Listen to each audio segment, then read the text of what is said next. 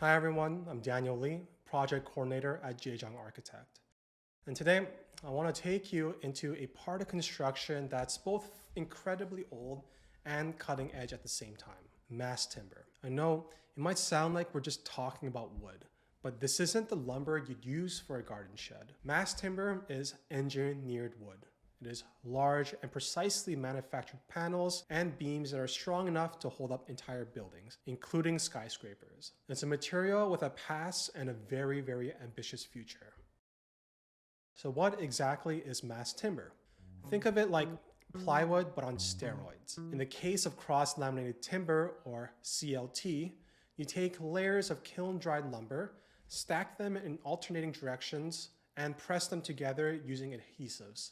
That crisscrossing gives the panel its strength and dimensional stability. There are other types too. Glulam or glue-laminated timber, for example, is made by gluing layers of wood together in the same direction, making it ideal for strong, long beams. Then there are nail-laminated timber. These are more traditional and made by stacking and nailing boards together. And on the other side of that, we have dowel-laminated timber, which swaps the nails for wooden dowels instead. You even have strand-based products like PSL, known as parallel strand lumber, and LVL, which is laminated veneer lumber, which use wood flakes or veneers bonded under the pressure to make consistent high-performance beams.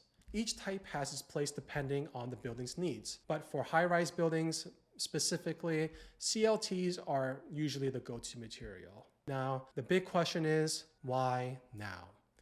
Why is mass timber getting so much attention? A lot of it comes down to sustainability. Trees, when grown responsibly, are a renewable resource, and as they grow, they absorb carbon dioxide, a greenhouse gas. And that carbon stays locked in the wood. A single cubic meter of wood can store over a ton of CO2.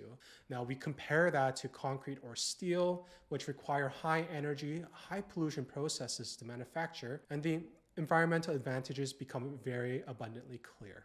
It's not just about the material. The process itself is changing. Mass timber components are usually prefabricated off-site in factories, meaning they show up to a job site ready to assemble. That precision leads to faster builds. In fact, the Ascent Tower in Milwaukee, once the tallest timber building in all the world, was completed 3 to 4 months faster than a concrete version would have been. That speed can lead to cost savings as well. Sure, the material might be a little bit more expensive upfront, but the reduced labor time, less site distribution, and shorter financing periods can all bring costs down in the long run. Mass timber also unlocks a completely new aesthetic and design possibility. There's something undeniably warm and welcoming about exposed wood in a space, like a cabin, and people respond to that. Beyond looks, this material is so versatile. It allows for long spans, open floor plans, and creative forms. It really gives architects room to explore while delivering the structural performance that we need, even in high rises. Now, safety might be a concern for many. Can wood really handle earthquakes and fire? And surprisingly, yeah, it really can. Mass timber has proven to perform well in seismic zones because of its flexibility. And in fires, thick timber doesn't go up in flames the way you might think, like firewood would. It chars slowly on the outside, and that char layer actually insulates the structural core underneath. Now, some mass timber columns have passed fire-resistant tests lasting up to 3 hours. Add that to its performance in hurricanes and high wind zones, it really does start to look like a serious contender. Of course, no material is perfect. Mass timber is still relatively new in many places, so buildings and inspectors are less familiar with it. Now, this can slow down approvals and increase complexity. Supply can also be another issue. Now, it's not always easy to source mass timber locally, and if you're not sourcing it locally, then you have to do it internationally, and international shipping adds costs and carbon right back into the equation.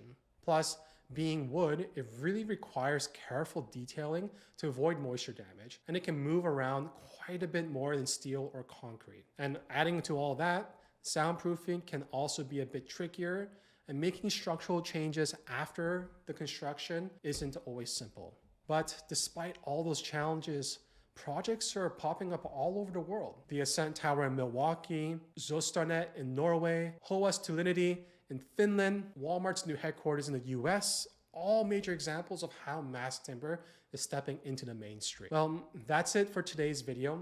If you like more content like this, feel free to hit the like and subscribe button. Thank you, and see you in the next one.